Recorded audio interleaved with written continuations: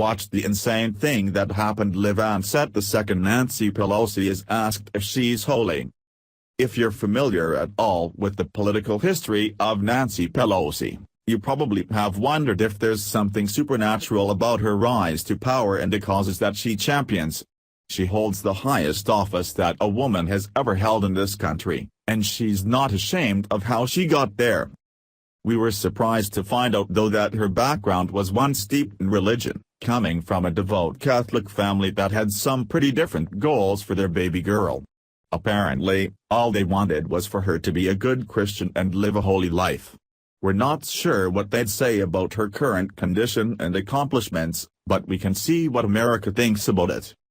During an in-depth profile about the highest-ranking woman in the United States, the question was posed as to whether she thinks that she accomplished the lofty goals that her parents set for her.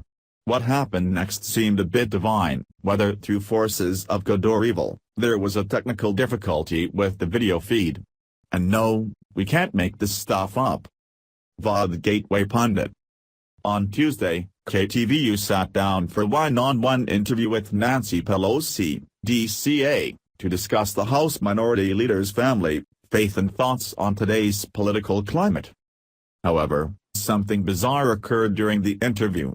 KTVU experienced a technical difficulty as the reporter asked Pelosi if she is holy. As Pelosi responds, the feed cuts to a weather report. Perhaps a sign from God? See for yourself. Without further ado, let's pop our popcorn and watch the House Minority Leader and liberalist of the Liberal Democrats talking about her spiritual life. Via Fox's KTVU. Nancy Pelosi is a San Francisco institution. Loved by many, scorned by others, there's no denying her political acumen and success. She was first elected to Congress 30 years ago and climbed her way through the political power structure to become Speaker of the House, achieving the highest political office ever held by a woman in this country. How did she get there and where did she come from? KTVU's Ken Wayne sat down with Congresswoman Pelosi for a one-on-one interview. Nancy Pelosi grew up in Baltimore, Maryland to a devout Catholic, Italian-American, Sikh family. Her father was a member of Congress. They were fiercely patriotic and staunchly Democratic. She was raised to believe that public service was calling. Nancy Pelosi met her husband in Washington, D.C., while she was at Trinity College and he was at Georgetown University.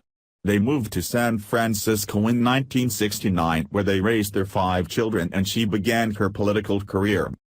Democrats faced a tough loss in 2016.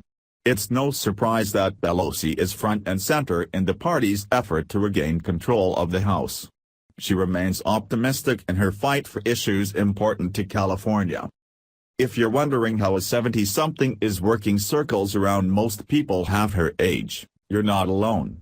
So many have wondered it in fact, that her tenure in Washington has become the subject of some pretty interesting dialogue among those who've worked with and for her, as well as reporters. Via The Atlantic.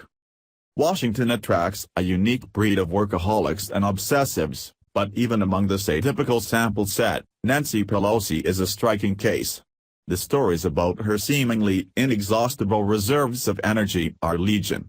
Brian Wolf, a former executive director of the Democratic Congressional Campaign Committee, recalls planning a cross-country swing headlined by Pelosi to whip up support and money in the final weeks of the 2006 midterms. Wolf, like any reasonable person, included some free time in Pelosi's hellish itinerary. I remember when we were walking through this extensive schedule, meeting to meeting, campaign event to campaign event, he told me. She looked at me and said, "I don't do downtime." Brendan Daly, Pelosi's former communications director, remembers getting a call from Pelosi on the day before Christmas one year.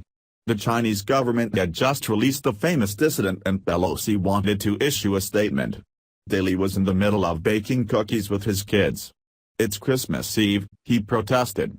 Pelosi replied, "The dissidents haven't been celebrating Christmas." Daly wrote the statement. George Miller, the former California congressman, told me about a routine he'd developed to deal with Pelosi's habit of calling at strange hours. As Pelosi's lieutenant in the House, Miller was expected to be reachable on his cell phone at almost any time when Congress was in session. But Miller, as a human, needed sleep, so before he went to bed, he poured himself a glass of water and placed it on his nightstand. That way, when Pelosi called after he'd fallen asleep, he could bolt upright, chug some water, clear his throat, and sound as if he'd been wide awake and hard at work. "My job wasn't to be asleep," he told me.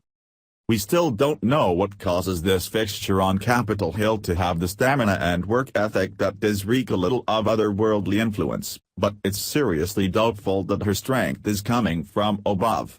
Considering her history with the Democratic Party and shady business deals, it's more likely that her patron would hail from somewhere a little hotter. I'd like to point out that she didn't specify who she was praying to when she prays for the president. Food for thought. Source: The Gateway Pundit. Share if you're ready for Pelosi to end her political career and go home. Thanks for watching. Please subscribe Breaking News 365 channel. Goodbye and see you again.